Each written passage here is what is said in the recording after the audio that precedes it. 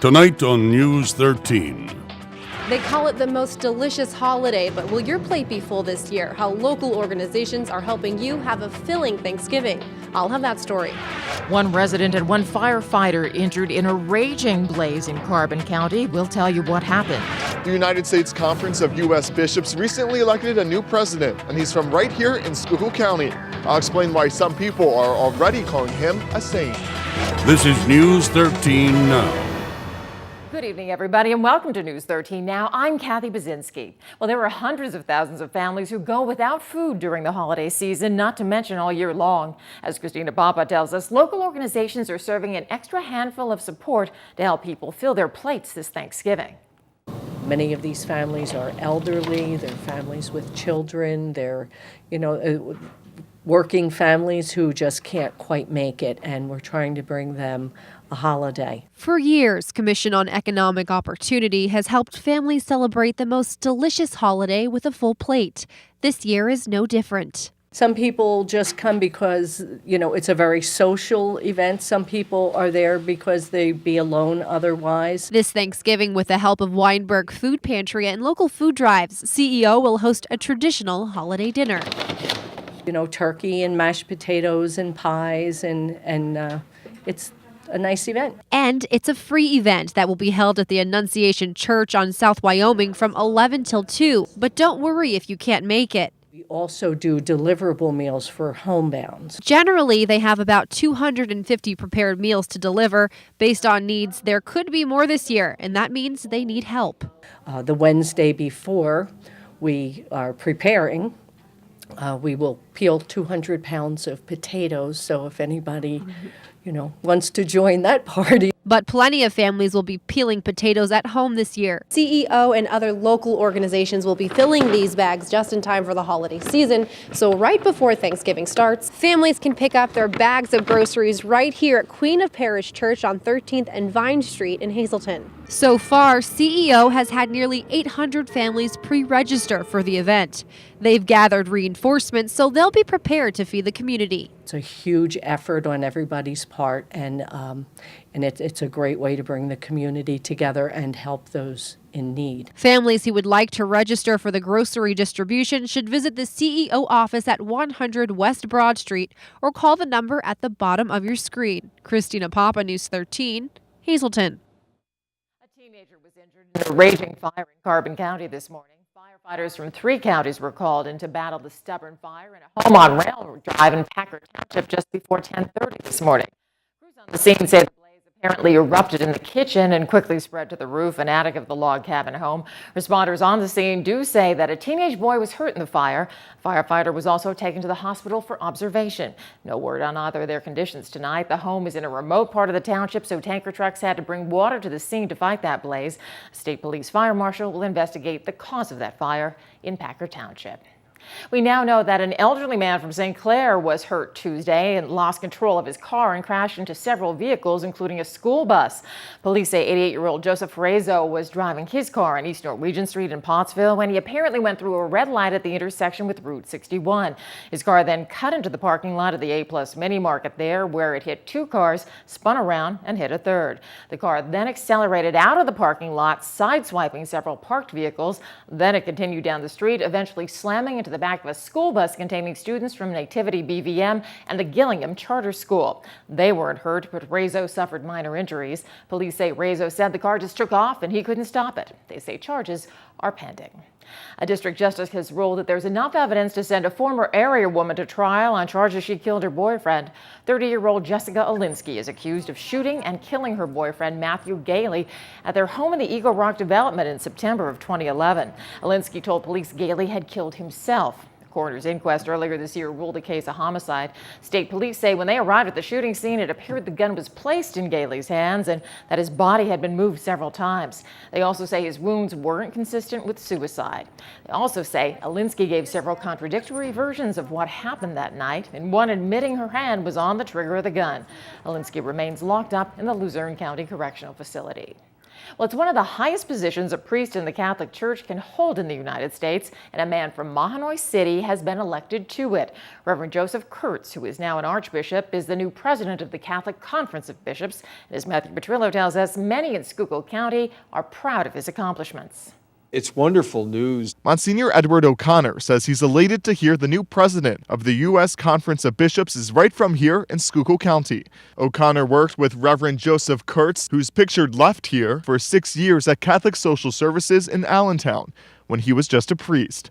He's a very pastoral heart, warm and open to people, a very great administrator, and a real commitment to the gospel, and so he's a great choice for this position. Before becoming Bishop of Knoxville in Tennessee, Kurtz served for 27 years in the Diocese of Allentown, where he was in charge of social services.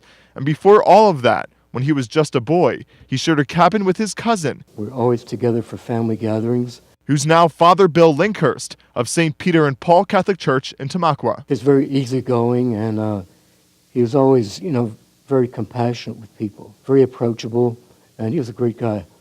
And O'Connor says people in Schuylkill County should be proud that a native is leading in such a prominent position. My experience with him, he's a man of great simplicity in his own life, and he witnesses to that, I think, as a bishop.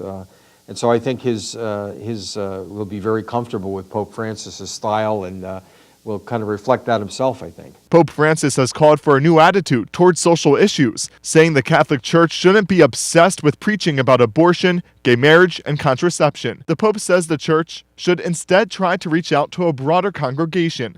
Father Bill says that's similar to Kurtz's style. He worked in the soup kitchens. He was always there for the poor and needy for many years.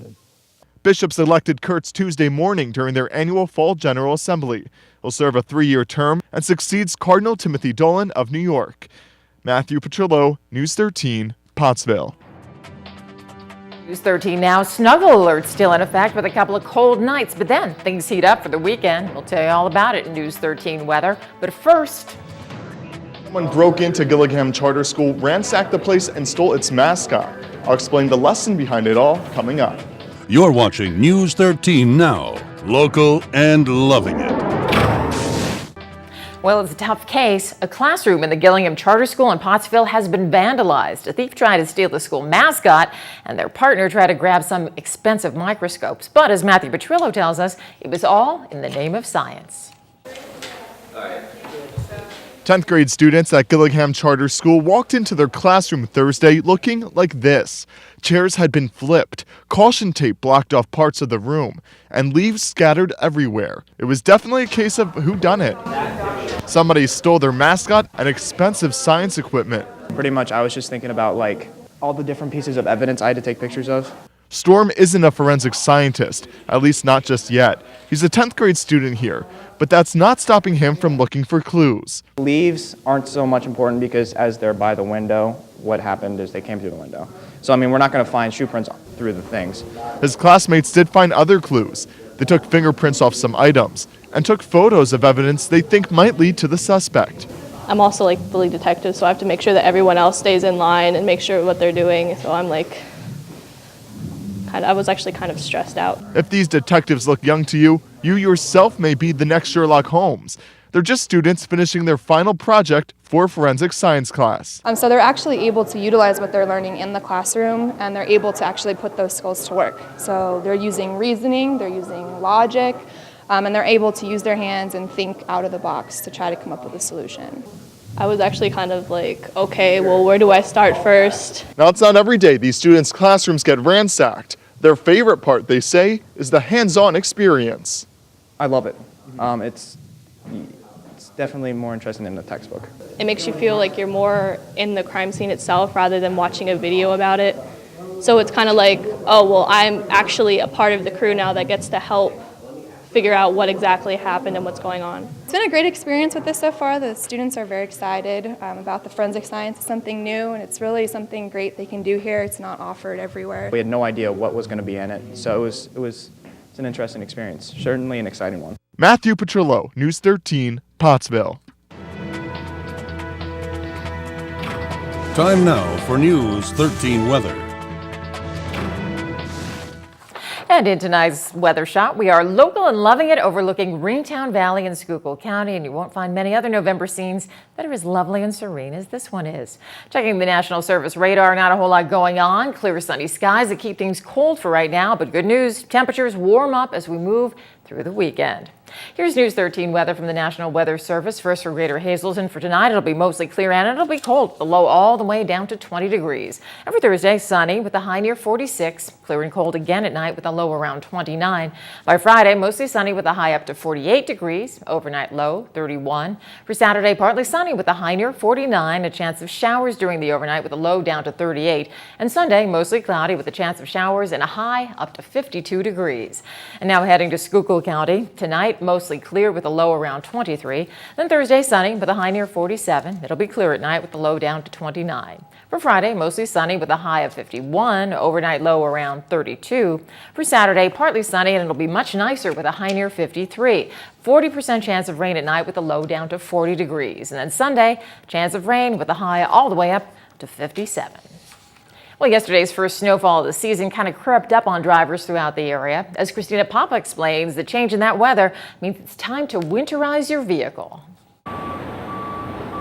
It's the busy season for Lehigh Valley Tires. It's been busy ever since the weather got a little bit cooler. According to a new release from PennDOT, last winter there were 427 crashes, resulting in 2 fatalities. The light dusting of snow was all it took for Celestine and her nephew Roger to take their car in for new tires. Well, I always look ahead to see what I need and so forth, and if I need any help, I usually contact my nephew. There are other precautions people should be taking for the winter months ahead. General Manager of Lehigh Tires, Jim Barron, gave News 13 4 ways to winterize your car. I think the number one thing is your tires. It's the only thing between you and the road. And if you don't have good tread, if you don't have a tire that's, if your tires are worn out, you're going to have trouble getting around. An easy way to check if your tires are above the legal limit, stick a penny into the tire tread. If Lincoln's head is at least halfway covered, your tires should be safe to drive on. Once you've checked your tires, it's time to pop open the hood. Make sure that your belts and hoses are good. Make sure that your antifreeze is up to par so that your car does not freeze up. To help preserve your engine, give your vehicle time to heat up before you shift into gear. But don't let it run out in the cold until it hits empty. That's why it's important to keep an emergency kit handy just in case. Keep a blanket in the trunk. Keep a bag of rock salt or a bag of sand. Roger says they already have some of those items ready in case of an emergency. I think it's important to take a flashlight. A shovel would be handy. The News 13 car isn't quite prepared for winter, but there was one winter-saving tool in the trunk. An ice scraper is very handy also. So now you have a full tank of gas, new tires, and a first aid kit in the back, but there's one thing many people forget about: your windshield wipers. That's why Jim's final tip is check your windshield wipers. When you get slush splashed in your windshield, and if your wiper blades can't clear it, that's a problem. If you ever get caught in a snowstorm, pull over if you're not comfortable with driving. It's the best way to prevent an accident. Christina Papa, News 13, Greater Hazelton. And some Hazelton area heating contractors have gone the extra mile using cutting-edge tools and processes to help you save money on energy bills. Homeowners learned different ways to fight the rising cost of heating their homes at a seminar in Drums last night. Representatives of Energy Technologies explained the benefits of having an energy audit done, making cost-effective improvements to your home, and considering the latest heating and air conditioning technologies. It's all about heating and cooling your home more efficiently and with less damage to your budget. It isn't just enough to put in energy efficient equipment, be it a boiler, a furnace, a heat pump. They need to take a look at the house and the heating system as a whole. So you can't make your house energy efficient unless you look at it as an entire system. And that's where this industry differs today from where it used to be. And if you decide to upgrade your home cooling and heating system, Energy Technologies offers low-interest financing. You can find out more on how to make your house energy efficient by calling the number on the bottom of your screen. And let's check the winning midday lottery numbers. Good luck if you play. The Daily 270, the Big 4 2566, Quinto 83813, and the Treasure Hunt 13, 15, 20, 22, 29. Hope you won.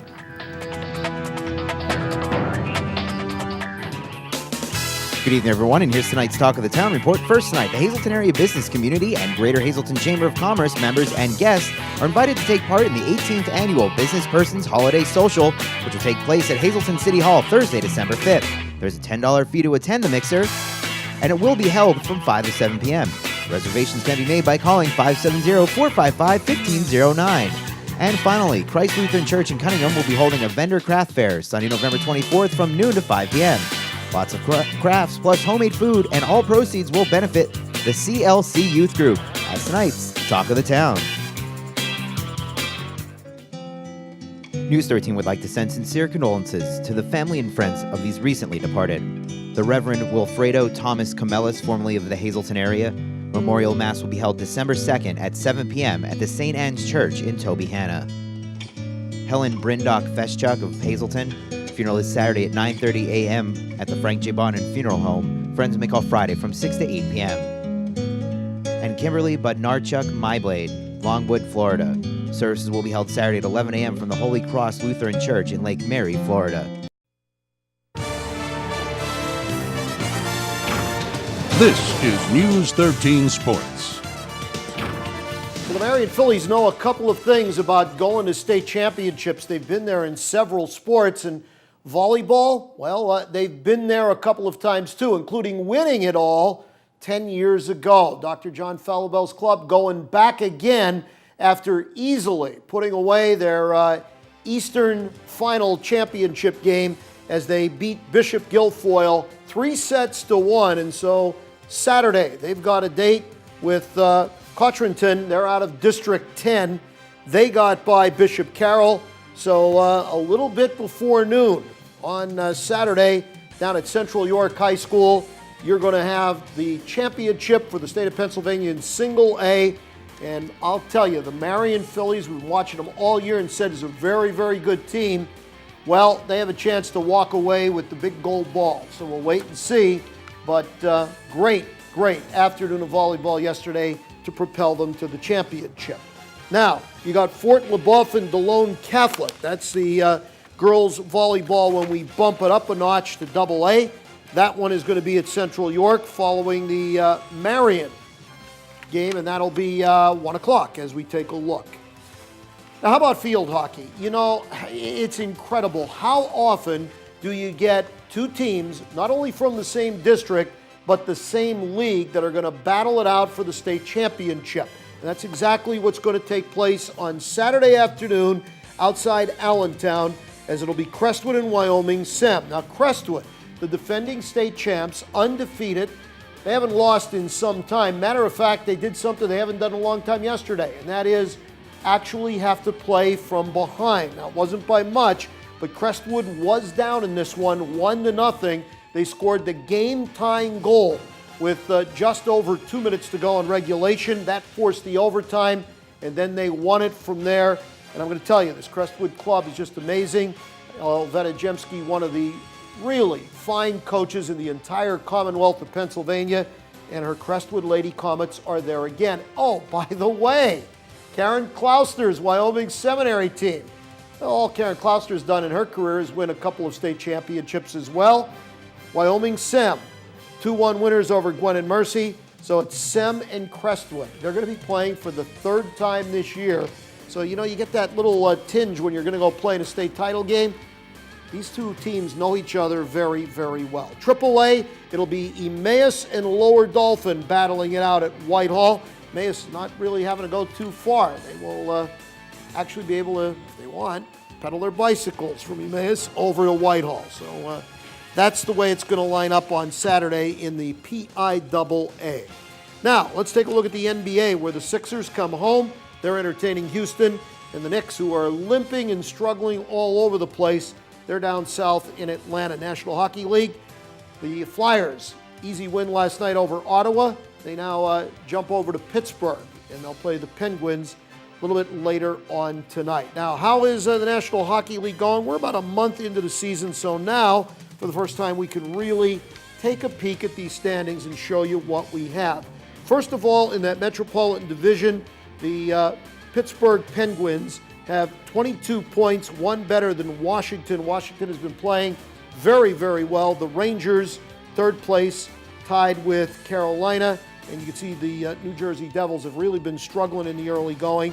They're under 500, as are the Flyers and the Columbus Club. Tampa leading the Atlantic Division, Colorado the Central, and the Anaheim Ducks Pacific. But hey, we're going to be playing hockey until we get to Easter time, and we're not even at Thanksgiving. So calm down. Long way to go. Well, some local sponsors are moving right past the boardwalk and trying to raise money for the community chest. If you crack the code, you could visit all the sponsored stops on the Hazleton-Opoly board in your new ride.